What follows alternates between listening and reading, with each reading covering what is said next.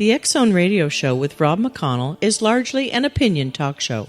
All opinions, comments, or statements of fact expressed by Rob McConnell's guests are strictly their own and are not to be construed as those of the X-Zone Radio Show or endorsed in any manner by Rob McConnell, Relmar McConnell Media Company, the X-Zone Broadcast Network, its affiliated networks, stations, employees, or advertisers.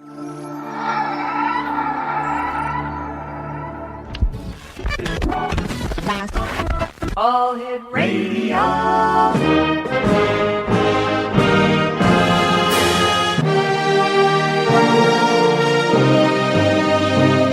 Welcome to the X-Zone, a place where fact is fiction and fiction is reality. Now, here's your host, Rob McConnell. And welcome back to the X-Zone, everyone. My name is Rob McConnell. We're coming to you from our studios in Hamilton, Ontario, Canada. Worldwide toll-free, 1-800-610-7035. My email address is xzone@xzoneradiotv.com. On MSN Messenger, xzoneradiotv@hotmail.com. And my website, www.xzoneradiotv.com.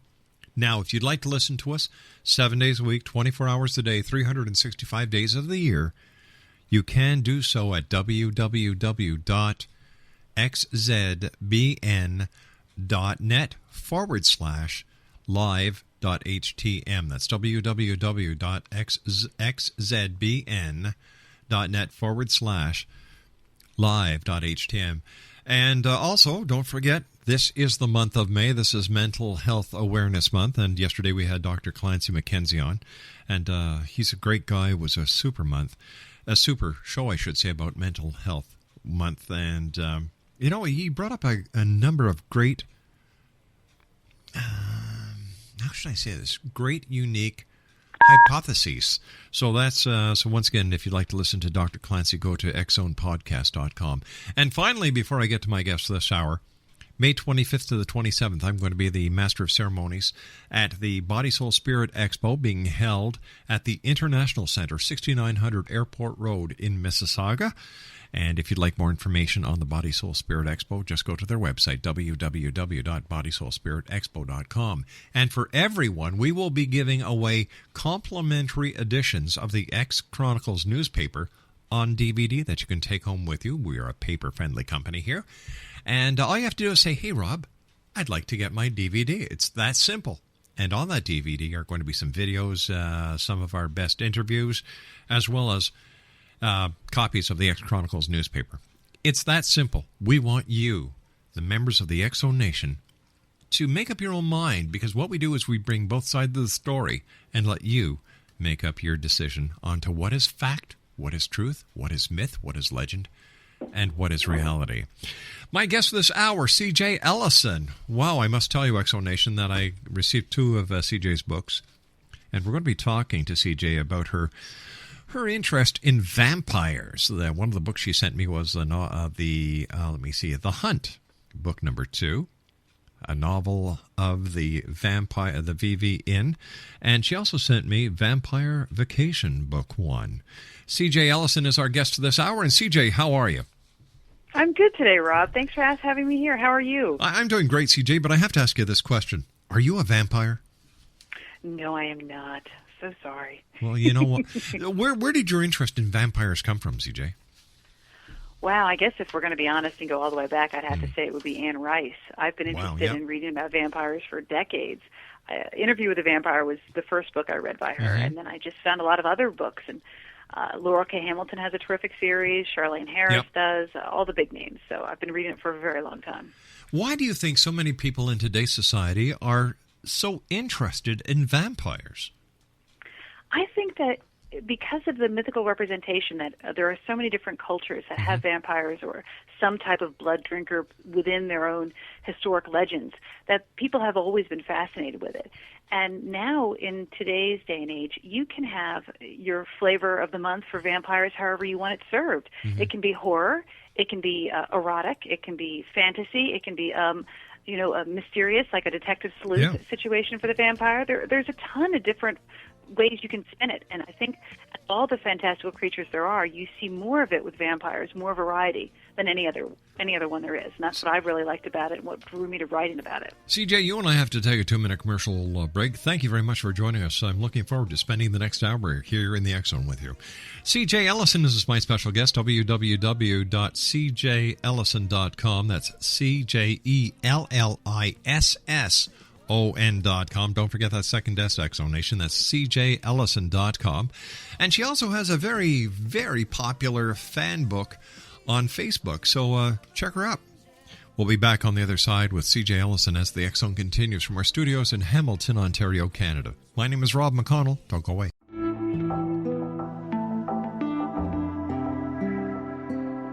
Take a step back in time and discover old Florida cuisine at Marsh Landing Restaurant in Fellsmere.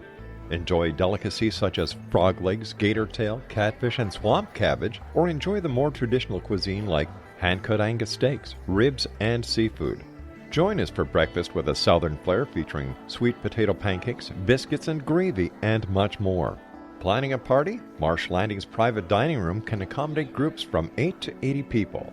While you're visiting, enjoy the historic pictures, artifacts, and stories that line the walls. Marsh Landing is truly a unique experience. Marsh Landing Restaurant, 44 North Broadway in historic Fellsmere, or visit marshlandingrestaurant.com. Marsh Landing, old Florida cuisine at its best.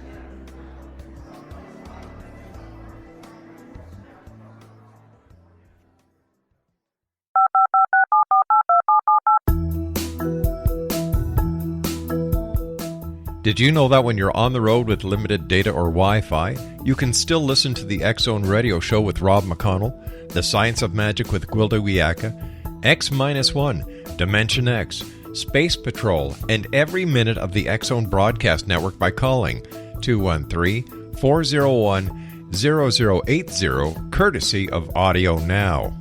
No smartphone, app, or internet needed. It saves your data plan and it's free if you have unlimited minutes. Call 213-401-0080 to listen on any phone, anytime, anywhere. Remember 213-401-0080 for the best of the paranormal, parapsychology, and sci-fi radio programming anywhere, 24/7, 365.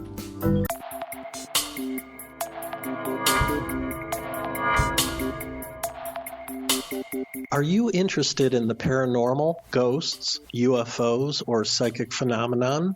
Join me, Tim Bartley, co-host of Talking to Spirits with Lightworkers Tim and Justina, coming mid-January 2017 to the XZBN.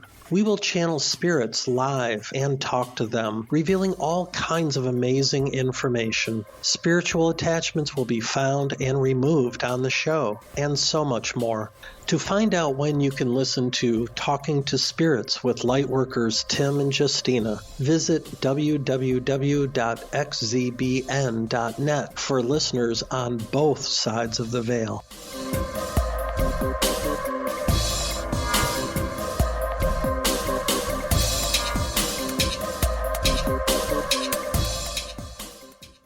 And welcome back to the X Zone. CJ Ellison is my very special guest this hour. www.cjellison.com. And, CJ's got a very popular fan page on Facebook. Just have to go to Facebook and enter her name, CJ Ellison. And her books are available at Amazon.com, Barnes & Noble, and other online stores. Once again, for more information on CJ, visit her website at www.cjellison.com. CJ, tell us a little bit about your series and what was the driving force behind it? As I mentioned before, I've been reading vampires for a really long time, and I've read a lot of the urban fantasy genre, which is kind of a crossover between a fantasy book and a paranormal romance. Yep. The main character, it's usually told from a first-person perspective, so it's told with an I instead of a he and she. Yes. We're getting a really first-hand look of the story through the narrator's eyes. You're kind of living the story with them as it happens. I enjoy these types of books because you're able to put yourself into the story and live it, just enjoy it page by page as if you were there. he and she, it's the third person, past tense, which you see a lot of high fantasy books in.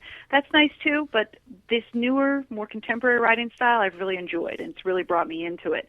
Now, regarding my story, the Vampire Vacation book is the first book in the series, and it's written from an ancient vampire's perspective.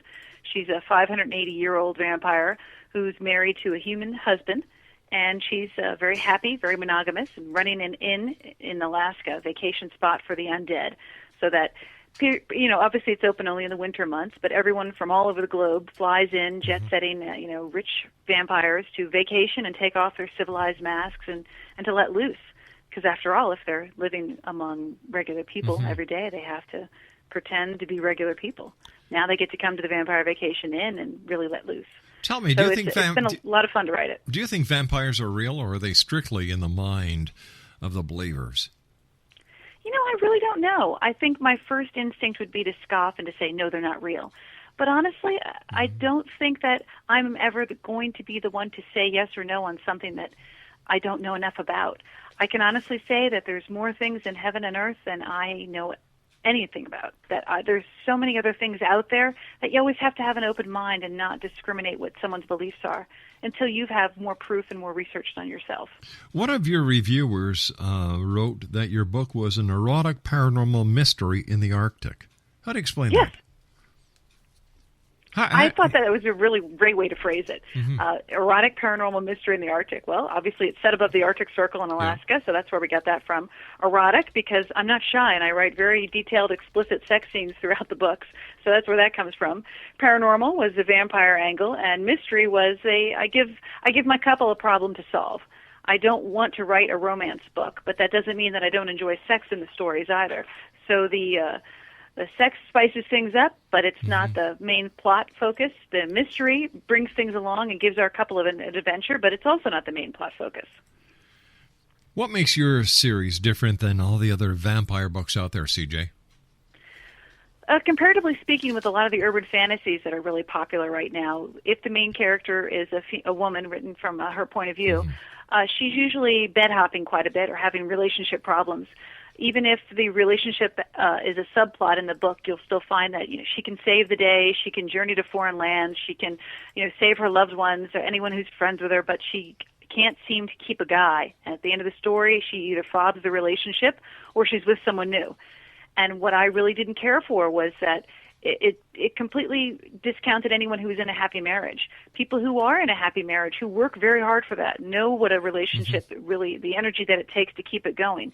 What are they going to get to read? Why can't they read anything about a happy couple that's side by side, just like they are in real life?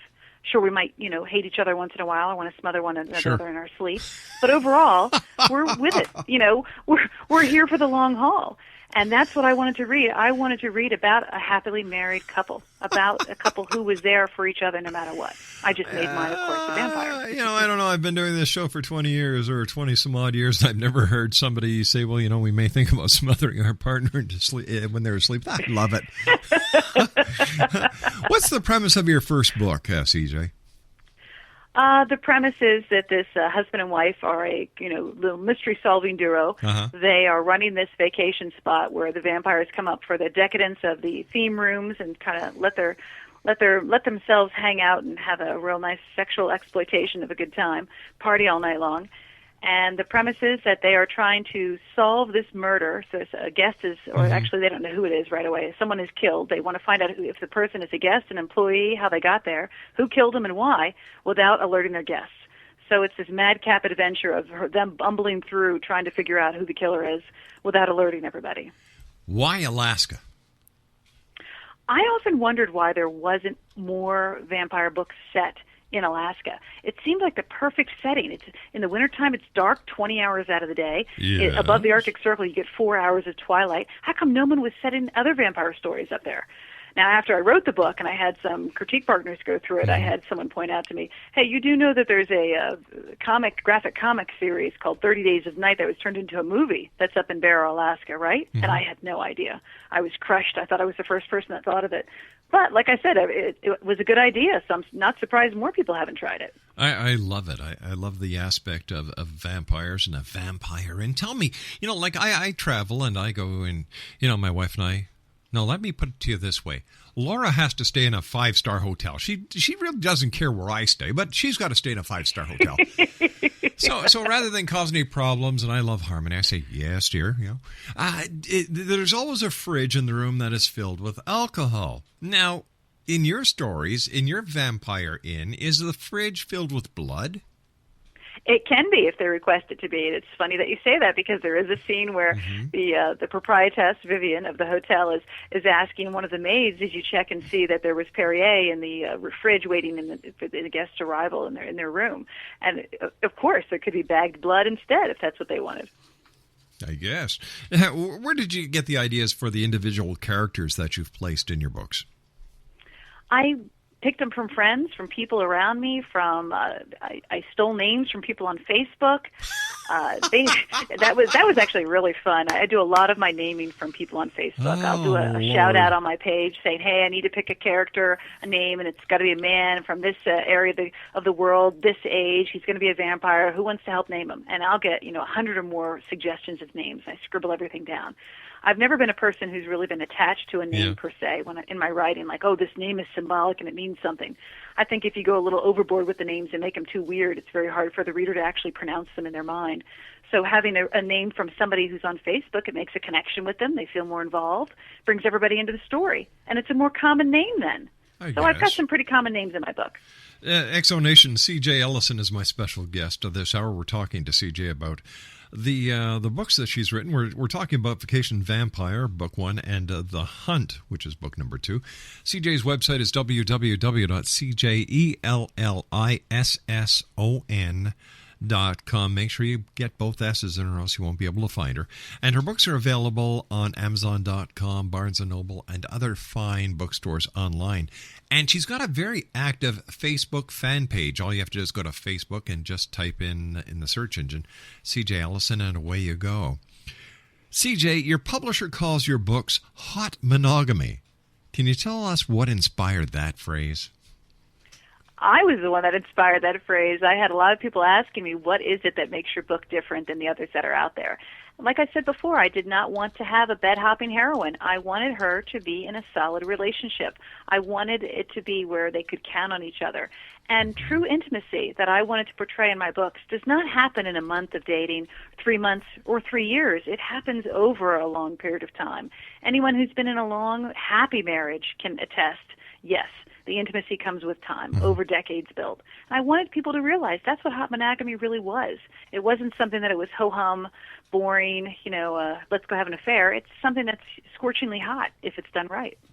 I don't know if there's anything wrong with a bed-hopping vampire. I don't think there is, but why not write something different? I like where you're coming from.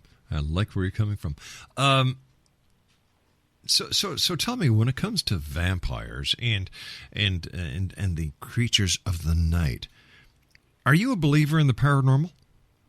Oh yeah, definitely, without a doubt. There's so many things that are unexplained.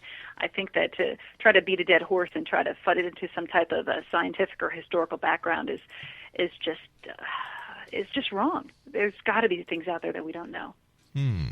Have you ever had a paranormal experience of your own that you'd like to share with us? I don't know if I really think I have. I've definitely had those spooky moments when you're in an old house and you aren't quite sure what you've heard, what you saw. But is there one particular thing I could point to and say, this is definitely strange or this is definitely out of the ordinary? No, there hasn't been, much to my dismay. But that doesn't mean I don't believe it when I listen to other people. Sure. I would listen to somebody sitting and explaining to me about crop circles. And it was an amazing lecture. I had no idea there was so much scientific background to it. And the research that was done, I thought it was just fascinating. Do you plan on writing more books? For example, are the characters going to progress? Or are they going to get into different plots? Oh yes, I've already. The third book came out last month, when the print edition just released today. It's been well received so far from readers, and they all keep saying the same thing: please keep writing. So I'm going to continue with this series as long as there's reader interest, and I have some other series in mind too. Has anybody sent you an email who claims to be a vampire, and they say, "Hey, what you're writing about is dead on"? If you'll excuse the pun. Mm-mm. No, and I do get a lot of emails too. Interesting. What do you think the average werewolf actually looks like? I'm sorry, the average vampire looks like, and can we tell them apart from I John would Cupola? think the average vampire would look just like you and I. Wouldn't that be the whole point? If you have my book there in front of you, you should open it up to the first page for Chapter 1. There's a quote there from Charles Darwin. The whole point is about being able to adapt. It is not the strongest that survives, nor it is the most intelligent that it survives. It is the one that is most adaptable to change. All right, you and I have to take a commercial break because that is one change I cannot make here on this show. Exonation, CJ Ellison is our special guest, www.cjellison.com. There's 2 S's in Ellison. And we'll be back on the other side of this commercial break talking to CJ about her books. Let me see, it's a series on a novel of the VVN. 1-800-610-7035 worldwide toll free. My name is Rob McConnell. I'll be back on the other side of this break. Don't go away. This is the X-Zone Broadcast Network, broadcasting worldwide on broadcast affiliates and satellite program providers, including CNN Broadcast Network, Sirius Satellite Network, Star Media, Good News Radio Network, Angel Broadcast Network, Wiki Broadcast Network, and WPBN TV. For more information on the X-Zone Broadcast Network, visit us at www.xzbn.net.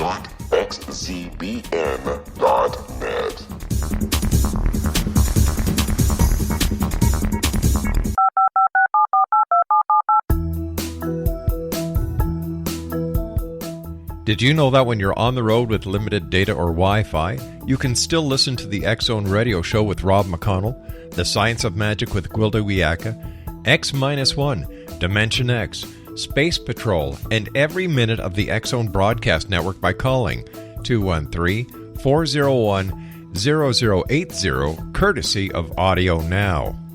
No smartphone, app, or internet needed. It saves your data plan, and it's free if you have unlimited minutes.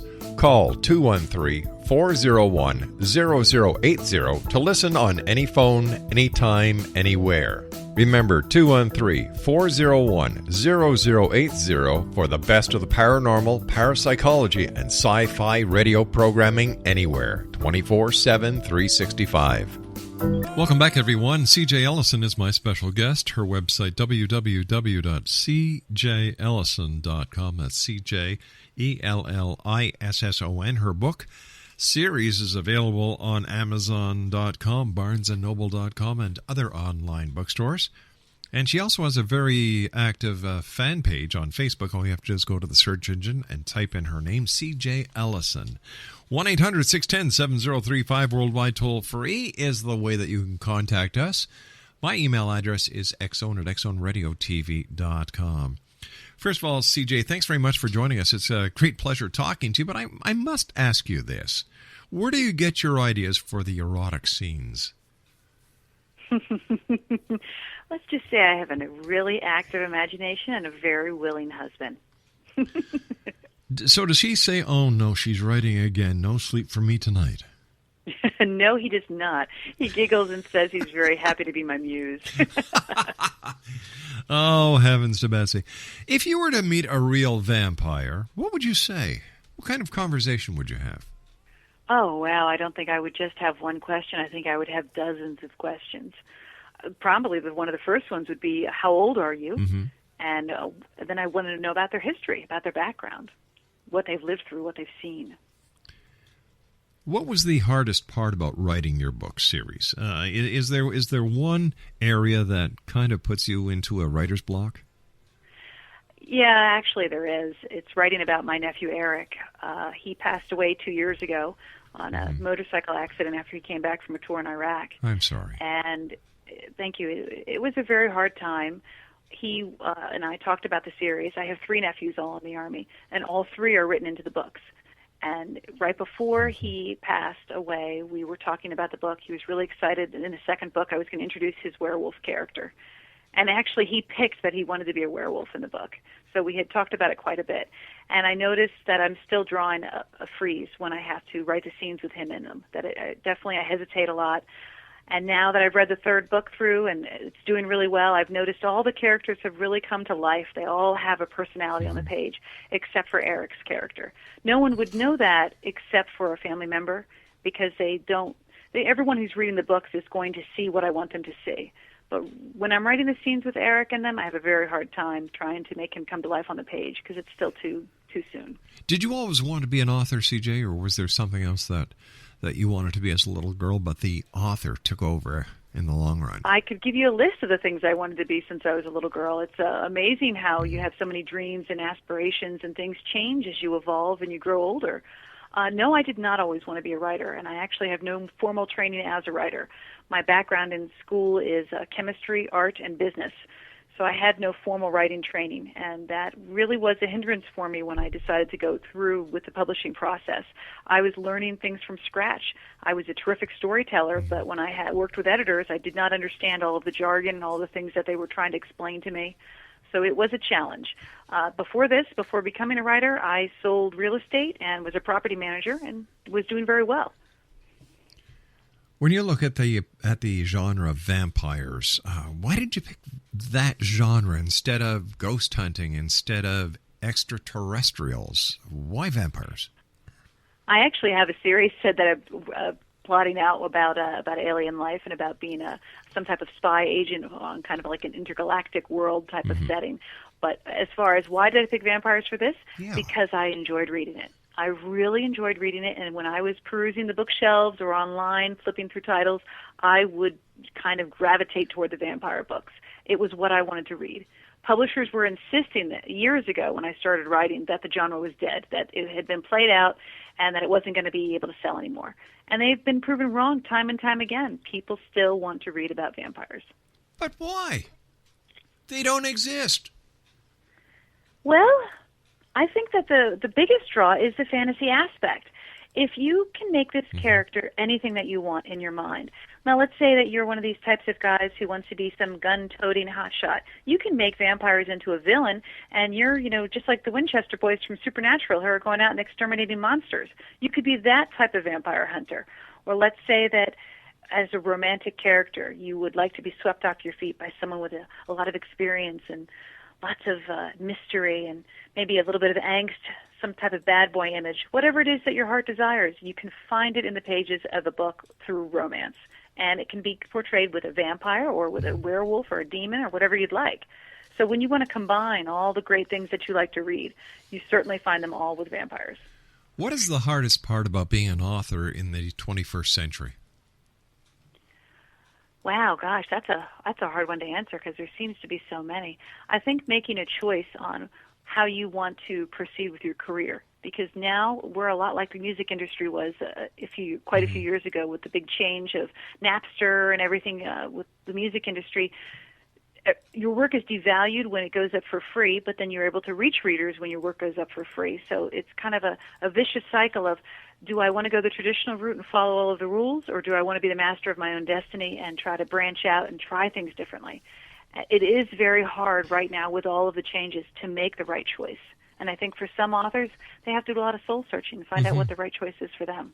Is there anything a prospective author can do to make sure that the content that they want to write about appeals to the masses and not just their own particular reading itself? There are a lot of writers that will tell you that you should not write to the market. You should write what interests you. And in essence, that's what I did. I found myself gravitating toward vampire books, and I knew what was missing in the genre and what I wanted to see, so that's what I sat down to write. If you sit down with the mindset of, I want to write toward a certain audience, by the time that book is ready and you've mastered your craft enough that it's perfect and polished enough to sell, that trend may be gone. So first and foremost, you have to write what you like. If you're writing for yourself to entertain yourself and that you're interested in what you're reading and you do a good enough job, chances are other people are going to be interested too. What are some of the pros and cons of either going self-published or going with an established publishing house? I think when you go with an established publishing house, you have a naivety when you walk into it thinking that they're going to do all of these big things for you and your book is going to magically sell. Well, they're going to get you a terrific editor, and they're probably going to get you a great cover artist, and they're going to do a little bit of marketing. But overall, no one is going to market or sell your book like you are. My agent sat me down and explained the whole thing to me. She said, when you get your advance, you better put all of it toward marketing, because if you don't, your book's not going to sell. You cannot take that money to the bank and think, woohoo, I've made some money now, and I'm a real writer. No, save it all, put it toward marketing and publicity. And the writers who don't do that, or who don't receive an advance, are the ones who are going to be left off trying to figure out their career on their own. You can still go through a traditional publisher and wind up not getting an advance. And that means that you are going to be left holding the bag, trying to get your name out there, trying to reach readers on your own. So it seems as if you've got these huge, huge bestsellers that are getting these multi-million-dollar contracts. Then you've got the mid-listers that are all falling to the wayside. And then you've got all the newbies that are trying to come into the arena. So I think that unless you're one of these multi-million-dollar authors, you really should be looking at your other avenues, trying to get professional editing done, making sure that you understand marketing, every aspect of the business. You need to know before you get into it, because if not, the only thing that you're going to do is hurt yourself in the long run. Is it better for an author, or easier for an author today, to get their message across with the advent of the e-book? And I'm thinking about the Amazon Kindle and the Barnes and Noble Nook. Oh yes, and definitely don't rule out Apple there either. The iBook store does a phenomenal job for authors too. It is very easy to get your work out there now, but the problem is, you are now a tadpole in an ocean. There are a ton of other writers out there doing the exact same thing. What is it that's going to make yours stand out from all the others? First and foremost, you have to have a really good story. If you don't have a good story, everything else falls to the wayside. It doesn't matter how good your cover is or how good your editing is. That book is not going to do well. If you're a terrific storyteller, and I've seen some terrific storytellers that don't have the best editing that are still making money hand over fist, because they can really captivate the reader and draw them in. A lot of us who are spending lots of money on editors have a lot of professional jealousy that their books are as edited as well as they should be, and they're still making tons of money. But it goes back to the basics. If you can tell a good story, you will find an audience. Sometimes you have to hunt that audience down, really work hard to find your readership in the beginning, but the cream will rise to the top. If you write well and you find a reader base, you will expand little by little. Might take you time, but it'll work. How do you keep control and the story plot going as you, the author, see best when you've got an editor who's saying, no, that doesn't work right? The real nice part about that is I pay the editor. So I'm able to say exactly how I want my book to go. Mm-hmm. The editor has the chance to help me and guide me, but I have the final say. And that is the nice thing about owning your own publishing company. All of the authors in my company are told the same thing. You might be the one paying the editor, but it's your creation and your book. You always need to keep that in mind. Now, at the same time, an author who doesn't listen to the editor that they've hired is throwing their money out the window, because why else did you hire them if you didn't trust them and didn't want to hear their opinion? That doesn't mean that I'm going to let someone dictate to me the plot points in my book or how I need to rewrite something and change it or cut a scene out that I particularly like. Mm-hmm. But at the same time, I will listen when they tell me, you need to punch this up, you need to change this, you need to, you're repeating this information. This is not holding my interest, because if it's not holding their interest, it won't hold your readers. Is it to an author's advantage to strictly look at the print media these days? And with everything that is happening on the side of the computer and the handheld devices, including the iPad and others as such, why is the print book still so important? I'm not so sure the print book is so important. I think that a lot of people would love us to agree that it is, but for me as an author, I've sold about 50,000 books, and I'd say probably less than 2,000 have been in print. Wow. I actually ran into a situation where I brought autographed copies of my print book to my library to donate so they could be donated through the whole state, and I was turned away. They said to me, we don't take unsolicited donations. Wow. I said, I don't think you understand. I am a local author. These are my books. I'm giving them to you so that they can become a part of the library system. They gave me a phone number and sent me on my way. So I don't know if all libraries treat people that way, but that's certainly how the one near me did. It was, thanks, but no thanks, honey.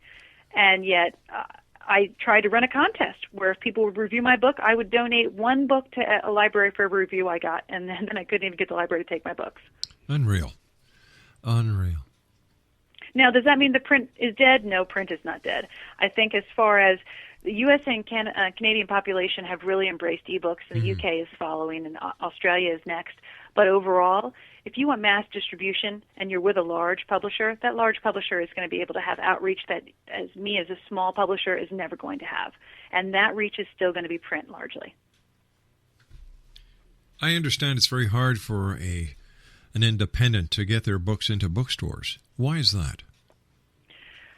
You know, what it comes down to is that it's real estate on that shelf space. And real estate is very expensive right now in a bookstore. Now, if you're going to be the person who's running that bookstore, are you going to take a chance and put a completely unknown nobody that you have never heard of on that shelf, on that very important, very expensive real estate shelf, or are you going to put a proven track record author on there like James Patterson, somebody who you know people are going to pick up the title, Stephen King, you know his books are going to sell? So it's not that my books aren't in bookstores right now. It turns out bookstores can get them if they order them. I'm in books and print catalog, which means that my book can be distributed everywhere, but the bookstore has to know who I am, and the book buyers don't. I'm still too small potatoes in their minds that they don't know who I am. My readers know who I am. They are the ones who are clamoring for autographed, numbered copies of my print books, but yet the bookstores don't know who I am. Exonation, our special guest this hour is C.J. Ellisson, and her website is www.cjellison.com, and that's CJELLISSON.com. When you're out meeting your fans, what are some of the questions you get asked? I get asked a lot of the same questions you've already asked me. You know, what got you into writing? Where do you get your ideas from? Why vampires? People are very curious, but a lot of them all have the same questions, and it's a lot of fun. I really enjoy talking to people about it. I think when they first meet me and we start chatting, it's usually they don't know I'm an author right away. I talk to people everywhere I go, and won't work that into the conversation until we've been talking for a few minutes, so they don't think I'm completely nutso. But you make a bond, and then you see what people's reading interests are, and you see if there might be a way that you could insert into the conversation you're an author. Have you received any feedback from the vampire community itself on your books? I've been in touch with paranormal communities on Facebook, and I have some people who support me who have written some nonfiction books who detailed all the aspects of the vampire lore and about people who live the vampire lifestyle, whether they're, I think it's called sanguinarians, yes, or if they just have light sensitivities, and they have all been very supportive and very friendly. I've never had anyone who has ever kind of poo-pooed or dissed me on what I write or why I write what I do. CJ, stand by. You and I have to take our final break for this hour. Exonation. CJ Ellisson is our special guest. www.cjellison.com. That's CJELLISSON.com. Her book series, The Vampire Vacation, is available at Amazon.com and Barnes & Noble. And we're going to be back on the other side of this commercial break talking more about vampires as the X-Zone continues with yours truly, Rob McConnell, my special guest this hour, C.J. Ellisson, on the other side of this break. Don't go away. This is the X-Zone Broadcast Network, broadcasting worldwide on broadcast affiliates and satellite program providers, including CNN Broadcast Network, Sirius Satellite Network, Star Media, Good News Radio Network, Angel Broadcast Network, Wiki Broadcast Network, and WPBN TV. For more information on the X-Zone Broadcast Network, visit us at www.xzbn.net.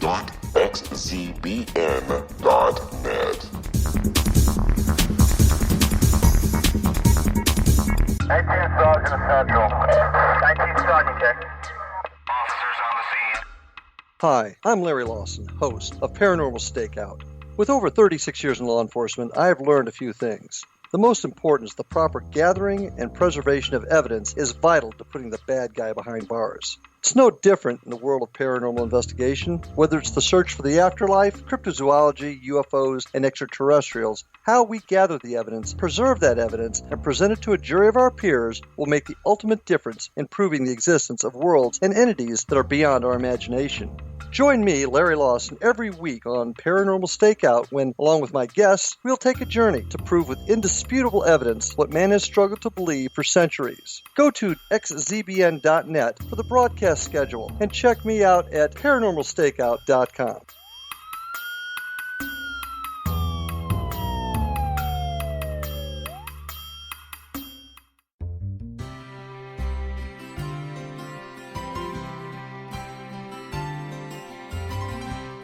True healing must address 4 levels: physical, emotional, mental, and spiritual, for us to live joyful and productive lives.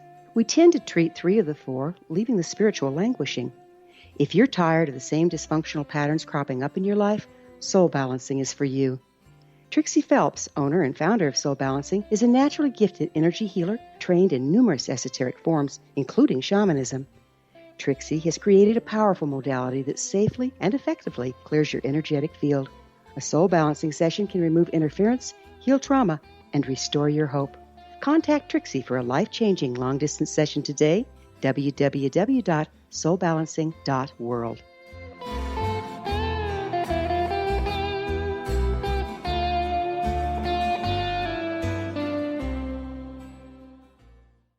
And welcome back, everyone. CJ Ellison is my guest this hour, www.cjellison.com. And don't forget, there's two S's in Ellison, so it's CJELLISSON.com. She has a very popular fan page on Facebook, and if you'd like to get a copy of her books, they're available at Amazon.com, BarnesandNoble.com, and other online bookstores. First of all, CJ, it's been great having you with us. What are some of your beliefs when it comes to the strange, the bizarre, the paranormal? I like to think of it the same way that I do as religion, each their own. Who am I to judge? How am I ever to be the one to know what's out there, what's real, and what isn't? I think accepting someone for who they are, for the face value they present, is much more important than trying to label somebody. Well said. Well said. What message would you like to leave with the listeners of the X-Zone Show tonight?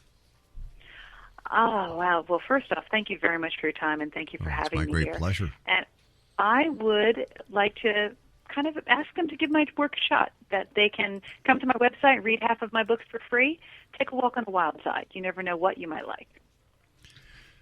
So, are there going to be more books in the vampire series? Is the vampire genre going to expand? And what are some of the, without tipping the hand too much, what are some of the things that readers can look forward to happening within your vampire series? Well, so far, I'm plotting out the fourth installment in the series, which is going to be a novella. The readers have been clamoring to want to know what happens with Jonathan, or how did Jonathan become Vivian's werewolf servant. And I wanted to give them that story. So I'm writing a book of the past. It's going to be somewhere between, I think, if I tell you the word count, that sounds even sillier. So let's just say it's a novella. And then the fourth book and the installment that continues this tale will be like these, around 300 and something pages.